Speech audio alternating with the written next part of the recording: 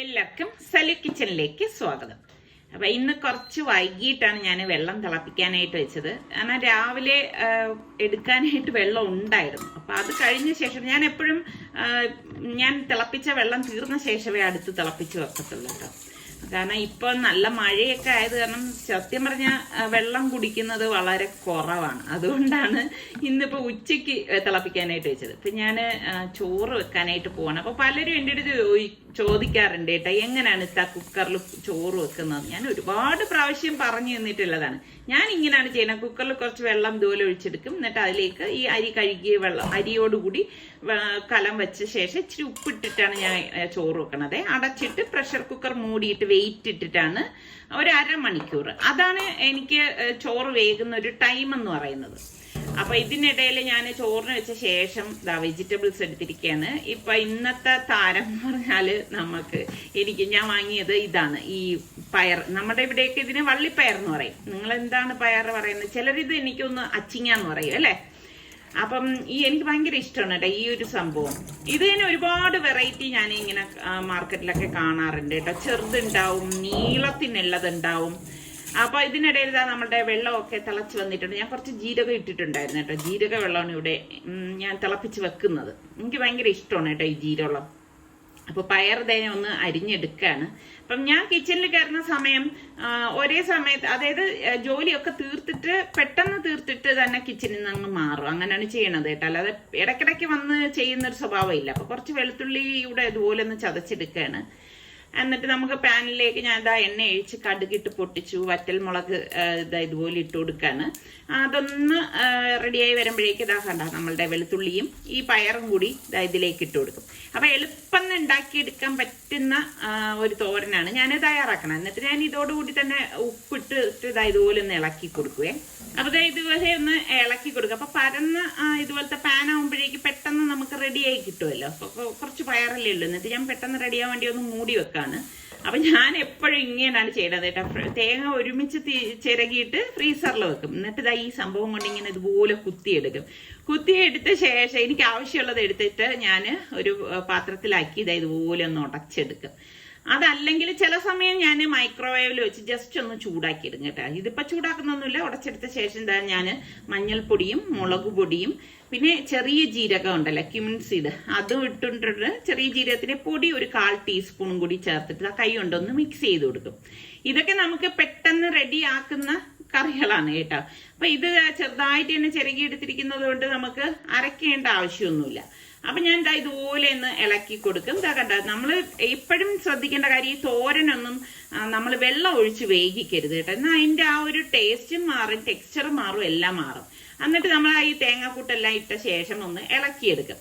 അപ്പോഴാണ് നമ്മൾക്ക് ഈ പയറൊക്കെ നല്ല പച്ചയായിട്ട് നല്ല കളറായിട്ട് നമുക്ക് കിട്ടുന്നത്. ഈ വെള്ളം ഒഴിച്ചു കഴിഞ്ഞാൽ അതൊരു അവിച്ചതുപോലെയുള്ള കളറാണ് കിട്ടുന്നത് കേട്ടോ. അപ്പൊ എന്തായാലും ഇളക്കിയിട്ട് ഞാൻ ഇനി ഒരു 2 മിനിറ്റ് ഒന്ന് മൂടി വെക്കണേ ഉള്ളൂ.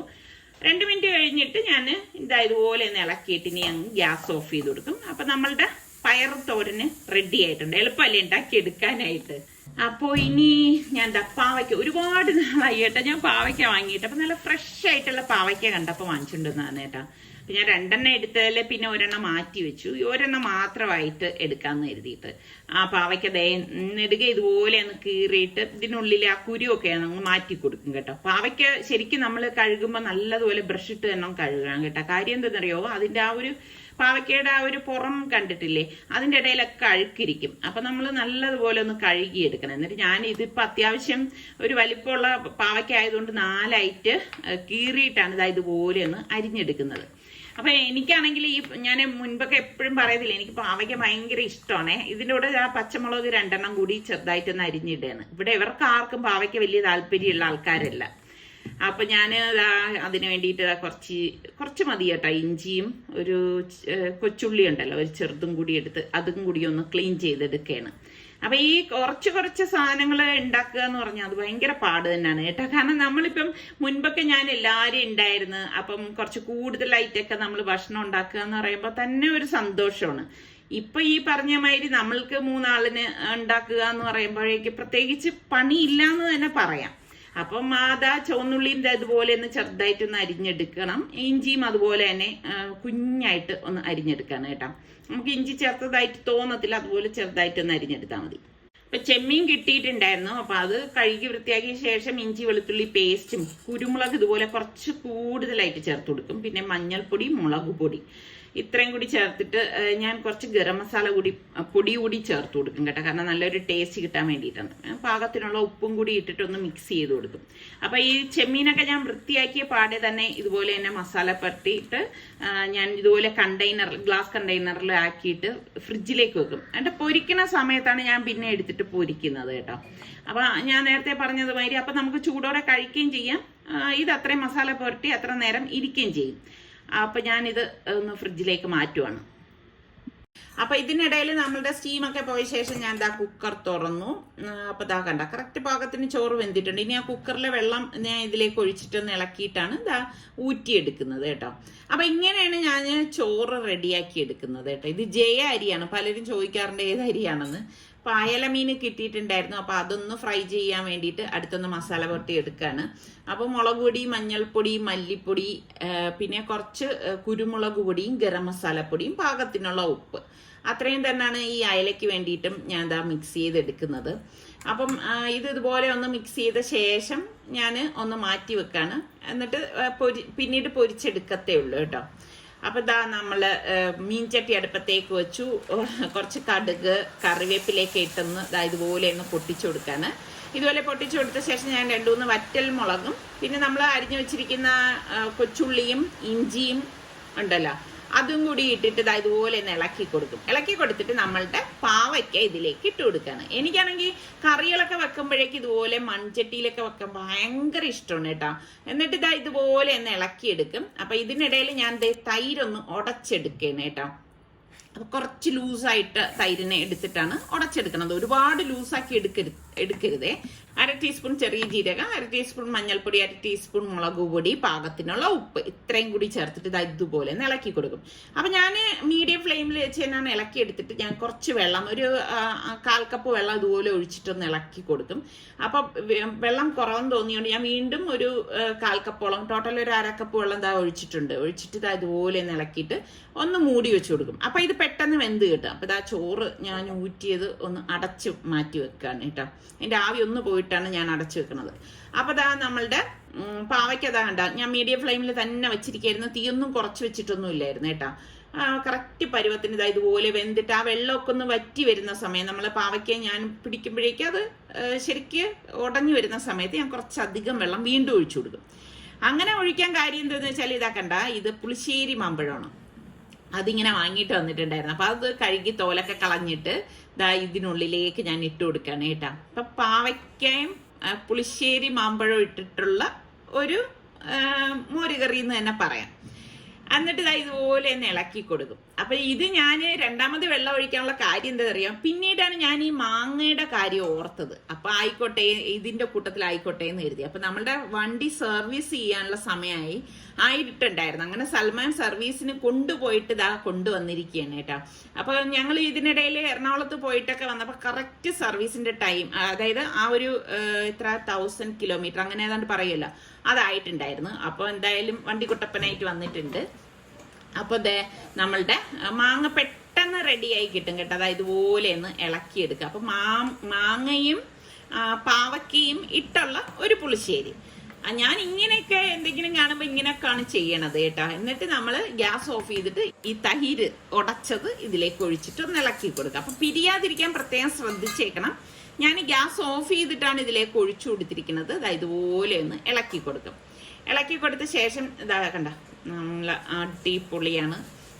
നല്ല മാങ്ങയും ഈ പാവയ്ക്കയും കൂടിയൊക്കെ ആകുമ്പോൾ നല്ല ടേസ്റ്റാണ് കേട്ടോ. എന്നിട്ട് ഞാൻ അതൊന്ന് ടേസ്റ്റ് നോക്കിയപ്പോഴേക്കും അത്ര മധുരം മാങ്ങയ്ക്കില്ല കേട്ടോ. അപ്പം ഞാൻ 2 ടീസ്പൂണോളം പഞ്ചസാര ഇട്ട് കൊടുക്കുകയാണ്. ഇട്ട് കൊടുത്തിട്ട് ഇതുപോലെ ഇളക്കി കൊടുക്കാം. പുളിശ്ശേരി എന്നൊക്കെ പറയുമ്പോൾ ഒരു മധുരമൊക്കെ ഉണ്ടെങ്കിലാണ് ടേസ്റ്റ് കൂടുതൽ. അപ്പം ഇപ്പം അത് കറക്റ്റ് പരുവായിട്ടുണ്ട്. അപ്പം ഞാനത് അടച്ചൊന്ന് മാറ്റി വെക്കാണ്. അപ്പോൾ ഊണ് കഴിക്കാറായപ്പോഴാണ് ഞാൻ ഫിഷ് ഫ്രൈ ചെയ്യാൻ പോകുന്നത്. അപ്പോൾ പ്രോൺസ് ഇപ്പം ഞാൻ എടുക്കുന്നില്ല. ഞാൻ നമ്മളുടെ അയല മീനാണ് ഇന്നിപ്പോൾ ഫ്രൈ ചെയ്യാൻ പോകുന്നത്. അപ്പോൾ ചൂടായ എണ്ണയിലേക്ക് ഇട്ടിട്ട് ഞാൻ ഇങ്ങനെ ഒന്ന് ഫ്രൈ ചെയ്തെടുക്കും കേട്ടോ. അപ്പോൾ തല എനിക്ക് ഭയങ്കര ഇഷ്ടമുള്ളതാണ്. അപ്പോൾ ഞാൻ തലയും കൂടി ഇന്ന് ഫ്രൈ ആക്കാമെന്ന് വിചാരിച്ചു. ഇവരാരും, അതായത് നമ്മുടെ ഇൻസാർക്കയും സൽമാനും ഒന്നും ഇതൊന്നും കഴിക്കത്തൊന്നുമില്ല കേട്ടോ, തലയൊന്നും. അപ്പോൾ എനിക്ക് ഭയങ്കര ഇഷ്ടമാണ് ഇങ്ങനെ തല ഇങ്ങനെ കടിച്ച് കഴിക്കാനായിട്ട്. നിങ്ങൾക്കൊക്കെ തല ഇഷ്ടമുള്ള എത്ര പേരുണ്ട്? അപ്പം അത് ഒരു സൈഡ് റെഡി ആകുമ്പോൾ ഒന്ന് മറച്ചിട്ടിട്ട് നമുക്ക് ഒന്ന് ഫ്രൈ ചെയ്തെടുക്കാം. അപ്പോൾ എല്ലാം ഇവിടെ റെഡിയായി വന്നിട്ടുണ്ട്. നമ്മുടെ തോരനും നല്ല മോരുകറിയും മാങ്ങയും നമ്മളുടെ പാവയ്ക്കയും ഇട്ട് വെച്ച മോരുകറി. അതെ, മോരുകറിയല്ല, മാമ്പഴപ്പുളിശ്ശേരി, പാവയ്ക്ക പുളിശ്ശേരി. അപ്പോൾ അത് നല്ല ടേസ്റ്റാണ് കേട്ടോ. നല്ല ചൂട് ചോറിൽ നമ്മൾ ഇതിങ്ങനെ ഇട്ടിട്ട് കുഴച്ച് കഴിക്കുമ്പോൾ അതിൻ്റെ കൂട്ടത്തിൽ ഈ പൊരിച്ച മീനും കൂടെ ആകുമ്പോഴേക്കും അടിപൊളി കോമ്പിനേഷനാണ് കേട്ടോ. എനിക്ക് ഭയങ്കര ഇഷ്ടമുള്ള ഒരു സംഭവമാണ് കേട്ടോ ഈ മാമ്പഴ പുളിശ്ശേരി എന്നൊക്കെ പറഞ്ഞു കഴിഞ്ഞാൽ. എപ്പോഴും നമുക്കിതുപോലെയുള്ള മാങ്ങ വാങ്ങാൻ കിട്ടത്തില്ല. വല്ലപ്പോഴും ഒക്കെ നമുക്ക്, അതായത് എനിക്കൊന്ന് സീസൺ ആവുന്ന ആ സമയങ്ങളിൽ മാത്രമേ, വളരെ കുറച്ച് സമയത്തെ ഞാൻ ഇങ്ങനെ വാങ്ങാനായിട്ട് കണ്ടിട്ടുള്ളൂ. അപ്പൊ ഈ കിട്ടുന്ന സമയം ഞാൻ ഇതുപോലെ മാങ്ങ വാങ്ങിച്ചിട്ട് റെഡിയാക്കി ഫ്രീസറിൽ വെക്കും കേട്ടോ. അപ്പൊ നമുക്ക് ആവശ്യാനുസരണം പുളിശ്ശേരി ഉണ്ടാക്കാൻ എളുപ്പമാണല്ലോ. ഓ വീണ്ടും കയറിയാ?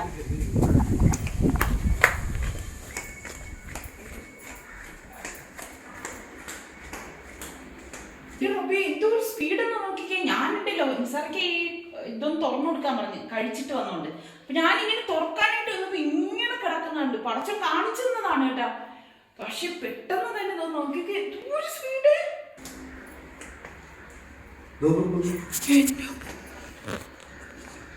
മൂർഖനാണ്, മൂർഖനാണ്.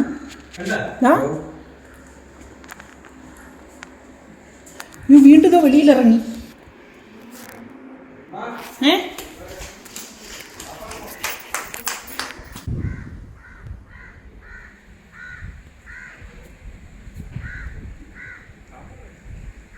മോളിൽ പോയതോ?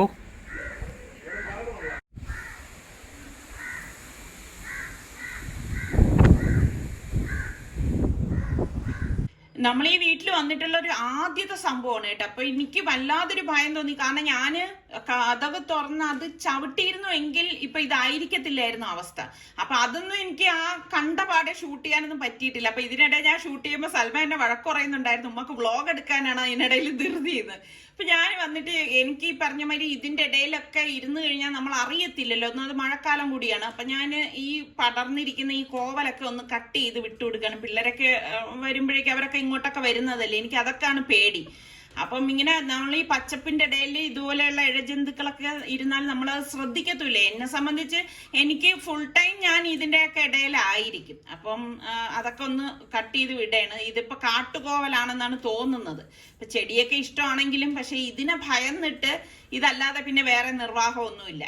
അപ്പൊ ഇന്നത്തെ നമ്മളുടെ ലഞ്ച് റെസിപ്പിയും നമ്മളുടെ പുതിയ വീട്ടിൽ വന്ന അതിഥിയൊക്കെ നിങ്ങൾക്ക് എല്ലാവർക്കും ഇഷ്ടമായെന്ന് വിശ്വസിക്കുന്നു. നമ്മളുടെ ചാനൽ സബ്സ്ക്രൈബ് ചെയ്യാത്ത ആരെങ്കിലും ഉണ്ടെങ്കിൽ ഇഷ്ടപ്പെട്ടാൽ സബ്സ്ക്രൈബ് ചെയ്യാനും ആ ബെല്ലൈക്കൺ പ്രസ് ചെയ്യാനും ഒന്നും മറന്നു വരുതേ. അടുത്ത് നമുക്ക് നല്ല റെസിപ്പിയോ വ്ളോഗോ ആയിട്ടൊക്കെ കാണാം. അതുവരയ്ക്കും എല്ലാവർക്കും ബൈ ബൈ.